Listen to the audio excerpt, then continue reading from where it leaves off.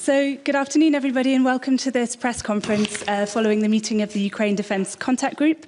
We'll start with short statements by each Minister and the NATO Secretary-General, and then we'll have a short amount of time for questions. If I could ask each outlet to please try to stick to just one question. Thank you very much. Secretary of State.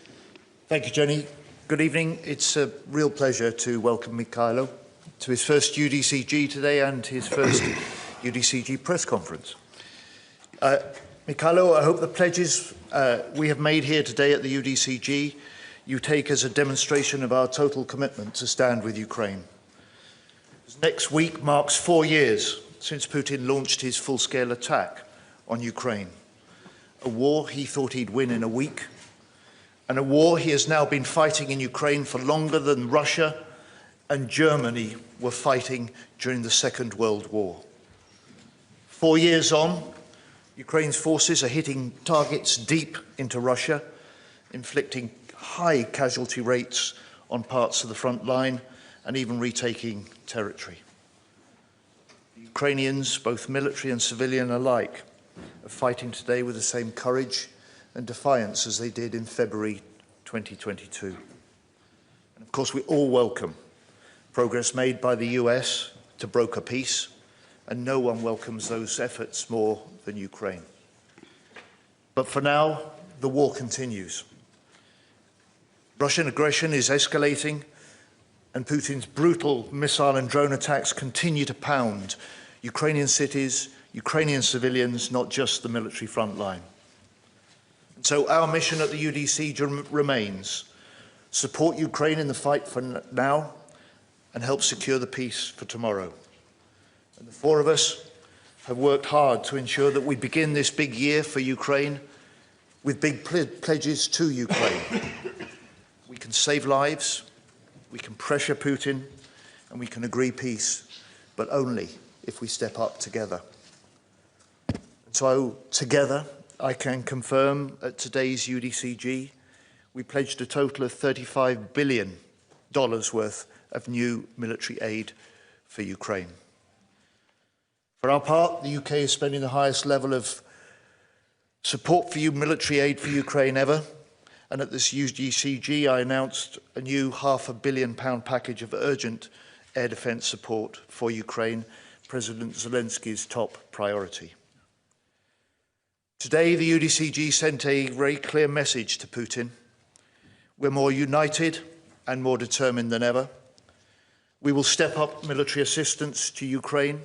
We will step up pressure on Russia, and we want to make 2026 the year this war ends, the year we secure peace. Thank you. Ladies and gentlemen, once more from me a warm welcome, Mikhailo. You have added your own touch to your very first meeting of the UDCG. This is precisely what I expected you to do. The two of us have known each other since 2024. Back then, I visited you at your Ministry of Digital Transformation in Kiev. In 12 days, ladies and gentlemen, it will be exactly 4 years since Russia's brutal war and unlawful attack on Ukraine began. And one thing is certain: Ukraine can continue to count on our support. Mikhailo, among other things, you plan to implement 2 projects. Germany will make every effort to support you in this. One thing we will contribute to is I'm sorry, I'm not the elder brother of Joe Cocker, I caught a cold. One thing we will contribute to is what is referred to as a city dome project. It is concerned with the improvement of air defense above Ukraine's metropolitan areas that are under threat. Air defense is one of the priorities of our support anyway. Germany has given away 5 of its 12 Patriot systems, more than a third. We are consistently delivering IRST systems, guided missiles and ammunition of various kinds. Another innovative project of yours we are participating in, Mikhailo, is the further development of regiments to continuously disrupt Russian frontline attacks using state-of-the-art uncrewed systems.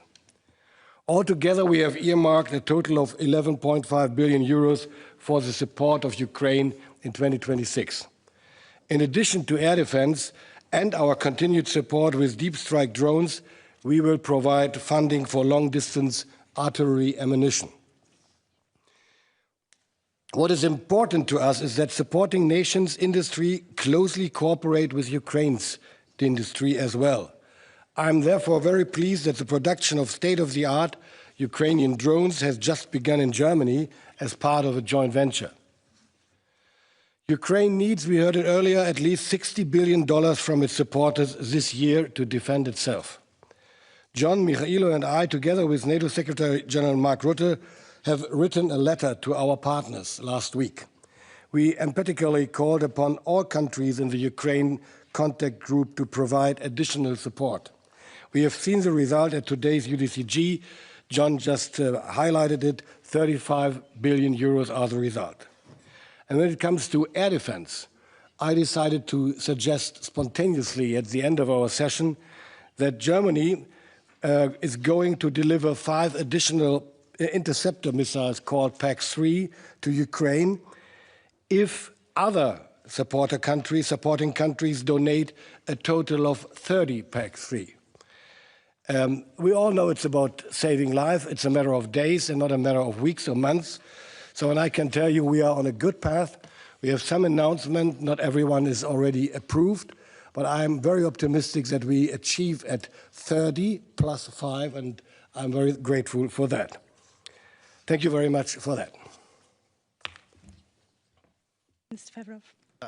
Всім доброго дня. По-перше, хотів би подякувати за сьогоднішній Рамштайн. Він був один із найбільш успішних, напевно, за весь час. Хочу сказати, що звучала цифра підтверджених 35 мільярдів допомоги на цей рік. Ще додалося допомога, вже вона сягає приблизно... We are missing the translation from Ukraine to English, forgetting it finally. Now. Can repeat in English. Okay. Да. Ukraine. Ще раз хочу подякувати нашим партнерам за допомогу. Вони сьогодні, от всі, хто сьогодні тут присутні, Марк, і Джон, і Борис, вони боролися за кожен цент допомоги, за кожну ракету, за життя українців. І дійсно сьогодні була важлива ініціатива щодо збору ракет зі стоків Європи щодо ПАК-3, тому що це важливо, критично сьогодні для нашої країни. Я дякую за цю ініціативу. Я сподіваюся, що ми побачимо дуже скоро результат цієї ініціативи. Але сьогодні ми почули анонсів на майже 38 мільярдів доларів. І це велика частина цих анонсів, які сьогодні були нові. Вони йдуть якраз на систему протиповітряної оборони, на дрони, на розвиток дронно-штурмових підрозділів, на діпстрайк, на дрони-перехоплювачі. Тобто якість і структура допомоги, вона змінюється на очах. І ми бачимо, що в цьому році в рамках візії, задач, які поставив перед нами президент, побудувати Міністерство оборони, яке здатне зупинити ворога в небі, на землі, на морі, працювати проти економіки Росії, щоб вона не змогла фінансувати цю війну. То сьогоднішні всі анонси, вони якраз направлені на досягнення цих цілей. Тому я дуже дякую всім нашим партнерам. Перед нами великі виклики. Путін не може нас перемогти на землі, тому він воює проти цивільного населення, тому він запускає десятки балістичних ракет по нашій критичній інфраструктурі, по нашій енергетичній структурі.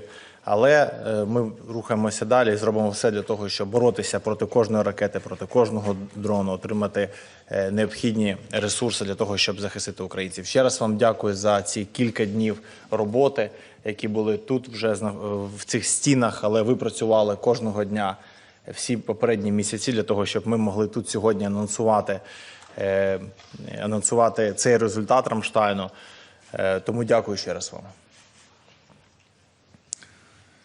Well, good evening, and as Boris and John have already noted, this was a very productive meeting of Ukraine Defense Contact Group.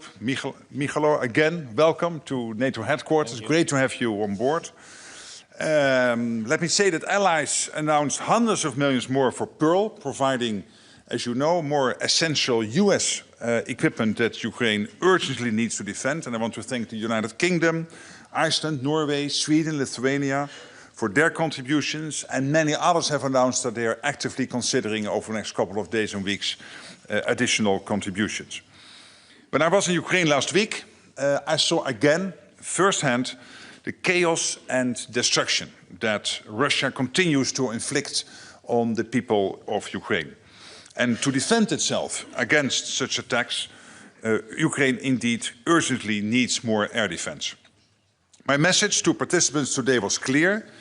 Ukraine needs our support now more than ever. And we must also support the vision of Minister Fedorov when it comes to 2026 and to make Ukraine as strong as possible in the fight. And I'm urging all nations to step up their support and to share that burden. There are also many hard at work to ensure that the bloodshed stops and that there is a lasting end, a lasting peace to this war. Our continued support to Ukraine ensures they can defend today, but also will be able to deter and defend any future aggression. And we are committed to keeping this support as strong as possible, now and in the future. Thank you very much. The first question is to Deborah Haynes, Sky News.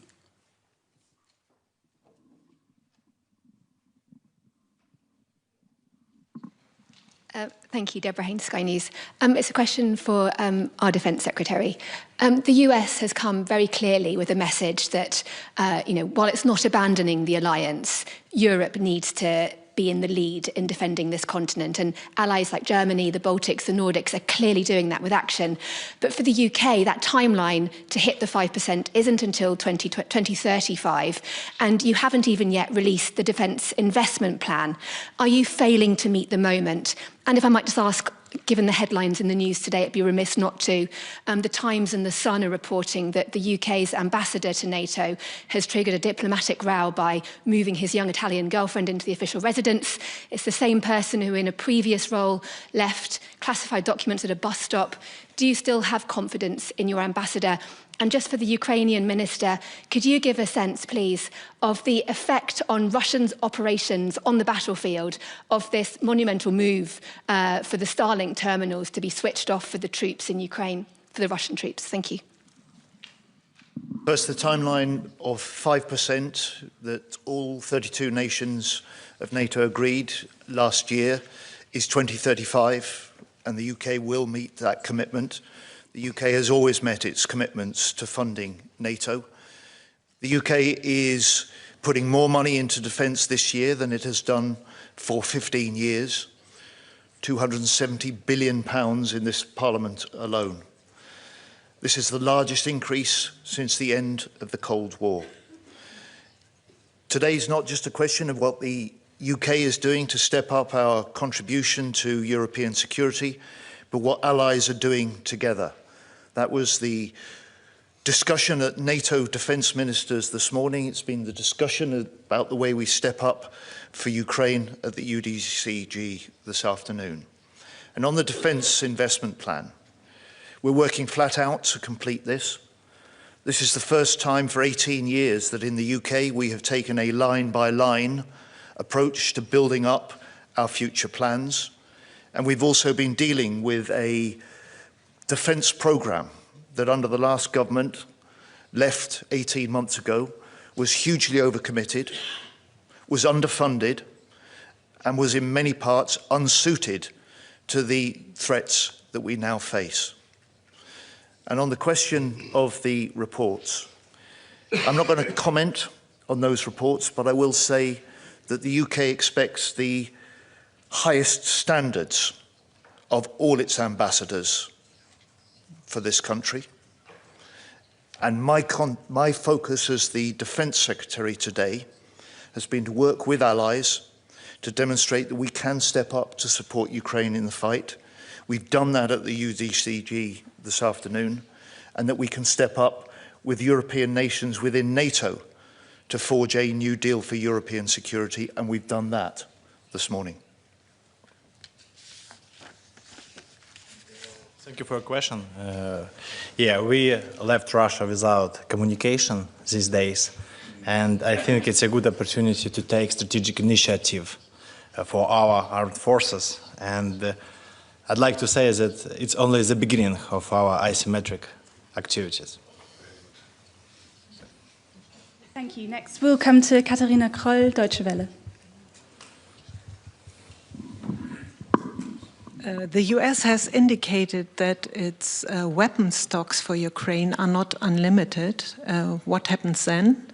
And the question, what would a possible failure of the German-French fighter jet project mean for European cooperation?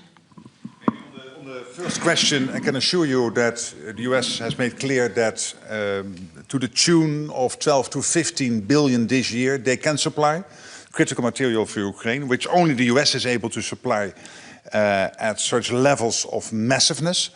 So that's very good news. Well, in the first place, we did not yet arrive at that point. It is not just, it has not yet failed. We are still working, and the Chancellor and President Macron are still in discussions and negotiations about that. But even if that happened, that would not be the end of the world or the end of the European defense industrial cooperation or the end of the German-French friendship. Next question will take an Ukrainian outlet, ICTV, Vladimir Putin.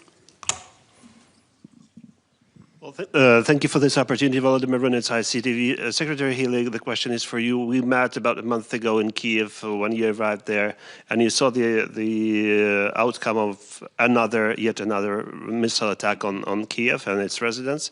But my question is, you mentioned then that the UK is going to produce some drones and missiles for Ukraine to be able to defend itself.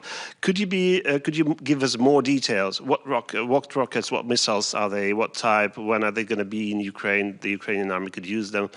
Are there going to be any limitations on the use of those missiles and things like that? Thank you.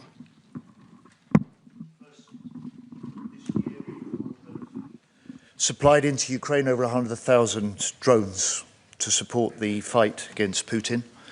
I think you're referring to a groundbreaking program that we are joining with Ukraine to deliver, in which the innovation of Ukraine interceptors is taken up, developed further by British technology centres and then mass-produced using our industrialised techniques in the UK, and it will deliver within months thousands of drones interceptors back into Ukraine to help its fight today. Johnny Bill, BBC. Thank you. If I could ask,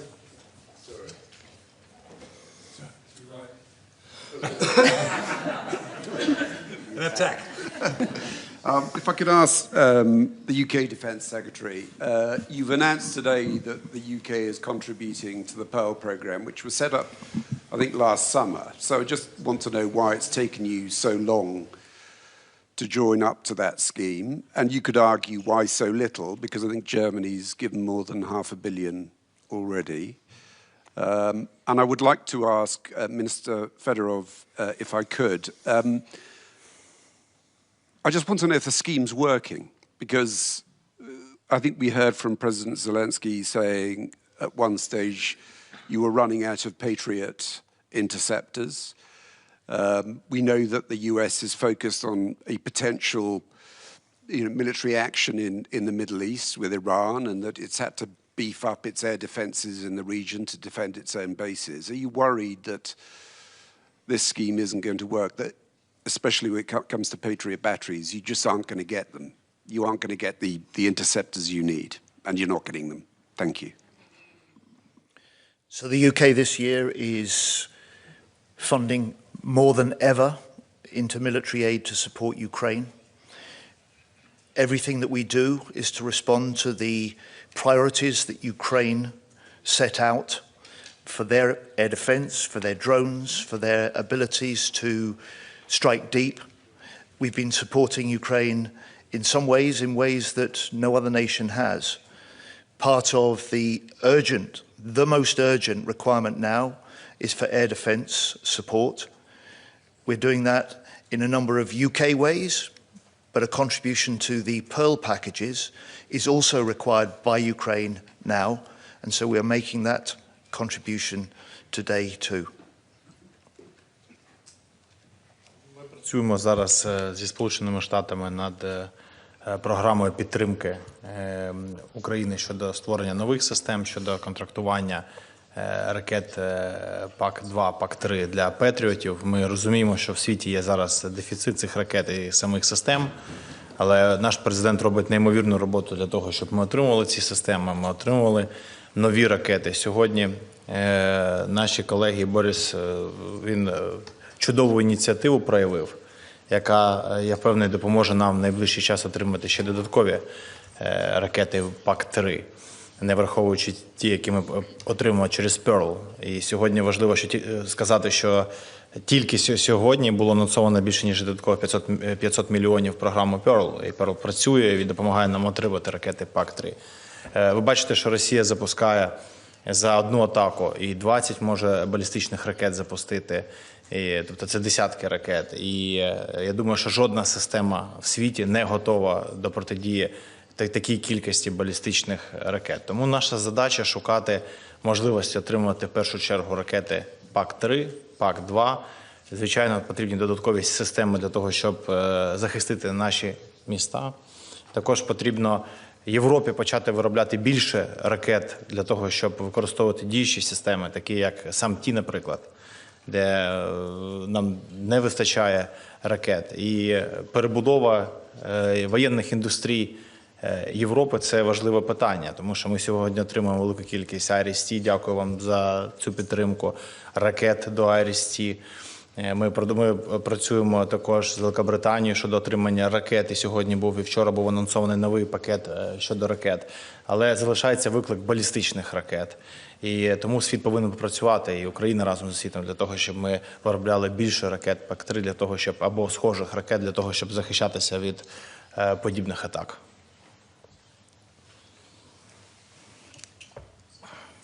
Stefan Israel, Table Media. Yes, Stefan Israel, Europe Table. Secretary General, you mentioned a few countries who announced pledges today, but if I'm not mistaken, bigger ones are not among them, like France, Italy, Spain. Sorry? UK. Yeah, okay. Big. But still, burden sharing seems to be quite unbalanced. So what can you do more to convince these countries? And then if I may, another question, because you so often praised President Trump for having broken the deadlock with Moscow, but isn't it a moment for Europeans to say that these negotiations are a little bit also a cover-up for Russia to intensify its attacks on Ukraine? Thank you. On your first question, as I said, a couple of countries, and I mentioned the United Kingdom, a big ally, a big economy, but also Iceland, Norway, Sweden, Lithuania made announcements today. But we also know that other nations are actively at this moment discussing this in their cabinets, in their parliaments, so I expect further announcements soon, and there might also be some bigger economies there. And of course, we will keep on working on the burden sharing. That's absolutely crucial. We cannot have too few countries doing the bulk, and everybody acknowledges that, and I'm cautiously optimistic that we will get a better burden sharing than we are seeing currently. When it comes to the peace process, as I said repeatedly, I'm absolutely convinced that if President Trump would not have broken the deadlock with Putin, this whole process would not have started. It's not easy to bring a war like this to an end. It takes time. It takes more time than you want. But I know that the US team, Marco Rubio and Steve Witkoff and Jared Kushner, they are all day in, day out working on this under the leadership of President Trump. They are constantly updating their Canadian and European allies. That is, I think, very important. So this is really a coordinated effort with Ukraine to bring this war to a lasting end in a way that Putin will never ever attack again. We all have this clear goal in mind. It should not be a repeat of Budapest or a repeat of the Minsk agreement. It should be such that Putin knows if I attack again after a long-term ceasefire / a real peace deal, if I attack again, the reaction will be devastating. Interfax, Valeria Poroshenko.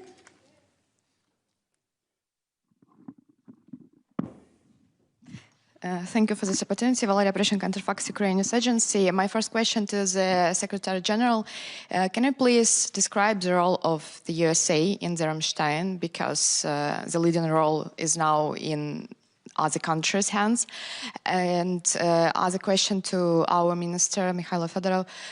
Can you please describe projects that you announced to partners in Rammstein, that you said that 18 projects you're gonna present? And the third question to Boris Pistorius, thanks for your support. You sent letters to partners for increasing support for air defense. Did you get any feedback actually on this immediate air plan? Thanks. The Rammstein is now being led by the two defense ministers of Germany and the United Kingdom since, I think, February last year, and very successfully. And it's not just the two leading this, there is also a whole back office of the Germans and the Brits together with NATO and Ukraine to make sure that Ukraine gets what it needs. There is the comprehensive Ukraine requirement list agreed by SACEUR, the Supreme Allied Commander, listing all the needs Ukraine has. And then to the role of the United States, they provide from that curl, so that comprehensive Ukraine requirement list, they provide what only basically they can provide, which is this PEARL, the prioritized Ukraine requirement list. And this is essential support for Ukraine coming from US stockpiles, paid for by allies in Europe, our partners like Australia, New Zealand, and of course Canada, an ally within NATO. So this is how it works, and I must say that it's successful. I mean, we are able to supply Ukraine with what it needs to stay in the fight as strong as possible. They were part of preparing for today's UDCG, a UDCG which has pledged a total of $35 billion in extra military aid for Ukraine. A successful UDCG, but more to do to meet the requirements that Ukraine have to stay strong in the fight. If I understand your question correctly, you asked for those Patriot Pack 3 and Pack 2 and my initiative. Yeah. Well, we did get some announcements which has been approved and confirmed in the session, and some other announcement which needs to be approved at home, which is quite normal. So I'm very optimistic for a relevant number of Pack 3 and Pack 2. Ми сьогодні дійсно презентували конкретні проекти, які пов'язані з нашою візією цього року, починаючи від підтримки дронно-штурмових підрозділів до проєктів розвитку артилерії з лазерним наведенням, щодо базового рівня забезпечення бригад або розвитку Deep Strike дронів і українських ракет. Тобто ми розбили всі, скажімо, наші проекти на конкретні пропозиції, які пов'язані з цілями війни. І ми пояснили партнерам, ми хочемо в кожному домені війни зробити конкретно ось це, і якщо ви підтримуєте ці проекти, вони допоможуть досягнути нам цілей. А якщо ми будемо успішні в досягненні наших цілей, значить успішними ви будете також, тому що ви отримуєте дані, ви отримуєте досвід безцінний, ви зможете трансформувати свої воєнні доктрини ваших країн, і таким чином це покращить наші відносини і зробить з наших відносин дійсно він-він відносини, коли проекти, які ми реалізовуємо, вони посилюють і нас, і наших партнерів. Тому це була велика кількість різних проєктів. Деякі анонси ви зараз вже чули, що буде підтримка і по дронам збільшилася, це стосується діпстрайків і базового рівня забезпечення, в тому числі по дроно-штурмовим підрозділам, які досить ефективно працюють.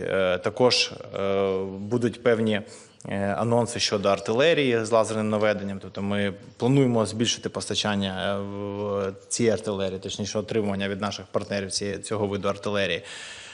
Тому я вважаю, що це був такий перший формат, коли ми показували через проекти можливості підтримки нашої країни. І я впевнений, що це спрацює і партнери відчують цей результат також покращення своїх систем оборони. Thank you. We are very nearly out of time, so I'll take two more questions. The first from Lily Bayer, Reuters. Thank you very much. I'm Lily from Reuters. I have two questions for Minister Fedorov. The first is, could you share with us which Ukrainian manufacturers or what kinds of weapons have received approval in the first batch of Ukrainian companies authorized to export? And what is your estimate for how much weapons Ukraine can export this year in dollar terms? And the second question is for you and maybe for the others on stage as well. Do you expect a new large-scale Russian offensive this spring? Do you have any indications of that? Thank you. Анонсував можливість відкриття експорту для нашої країни, для виробників. І в найближчі дні вже будуть новини щодо конкретних результатів. Дійсно, всі партнери піднімають це питання експорту, всі хочуть долучитися до виробництва українських дронів. Президент скоро анонсує нові продукти, які створені українськими підприємствами і підприємствами наших партнерів. Ви знаєте, вже сьогодні ми говорили про «Октопус», який виготовляється і в Україні, і в Великобританії. Тому зараз сформована комісія, яка відповідає за експорт. Вона підписана указом президента кілька днів тому. І, по суті, новий процес, який є затвердженим, він починає працювати в найближчі дні і тижні. Тому важко спрогнозувати, яка кількість в цьому році буде експорту, тому що сьогодні ми для наших партнерів презентували наш план щодо дронів на цей рік. Ми публічно про це зараз не говоримо, але ми плануємо в цьому році збільшити виробництво дронів і збільшити забезпечення нашого війська дронами. Це стосується всіх типів і видів, і враховуючи доктринальні зміни, які відбуваються на полі бою, нам важливо деякі категорії дронів, які ми виготовляли менше, виробляти тепер більше. Тому, враховуючи анонсований бюджет, який, ще раз хочу сказати, якщо це один з найбільш успішних Рамштайнів щодо анонсу на цей рік фінансування, щодо можливості гнучкого використання європейського кредиту, про який ми також вчора цілий день з європейськими колегами говорили, все це дасть нам відповідь на питання, скільки Україна в цьому році зможе виробити дронів, яких дронів, і після цього паралельно ми будемо розуміти, а що можна експортувати. Тому що в першу чергу українські дрони повинні працювати на потреби українського війська для того, щоб зупинити ворога.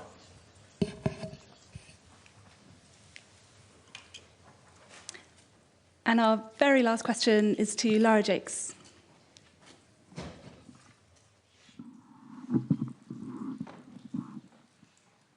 Hi, Lara Jakes with the New York Times. Minister Fedorov, we've spoken a lot today and here and in other press briefings about the weapons of war and how NATO and allies are helping. I'm just curious as to what you told your partners about Ukraine's efforts to broker a peace and how those talks are going. And specifically, I'm curious as to the Donbass and if Ukraine did receive the security assurances that it has asked for and that have been pledged, would Ukraine withdraw completely from the Donbass without Russia pulling back an equal amount? Thank you. Дякую за ваше питання. Я сьогодні і нашим партнерам наголошував, що по факту у нас рухаються два треки, які ініціював наш президент. Перший трек – це дипломатичний. Ви знаєте, що відбулося велика кількість кадрових змін в нашій країні. Достатньо посилена команда людей, які ведуть перемовини сьогодні завдяки Сполученим Штатам Америки, європейським колегам і беруть участь у трьохсторонньому форматі.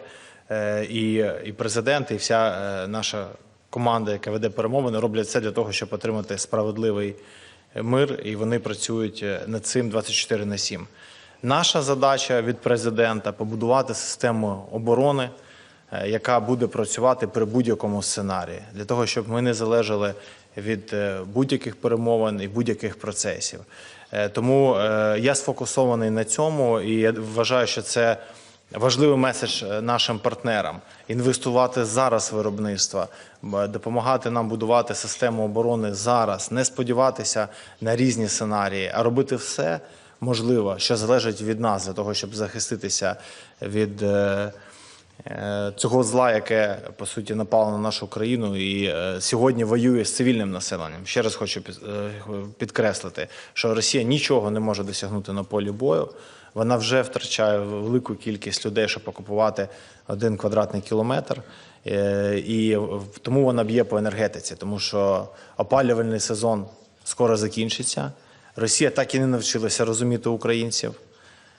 З першого дня повномасштабного вторгнення до повномасштабного вторгнення Росія думає, що таким чином може натиснути на українців, але це так не працює. Тому моя вся увага прикута саме до підходу, що нам потрібно побудувати стійку систему оборони. And I'm afraid that's all we have time for. Thank you very much to the media. Thank you, Secretary General, Ministers. See you in a minute.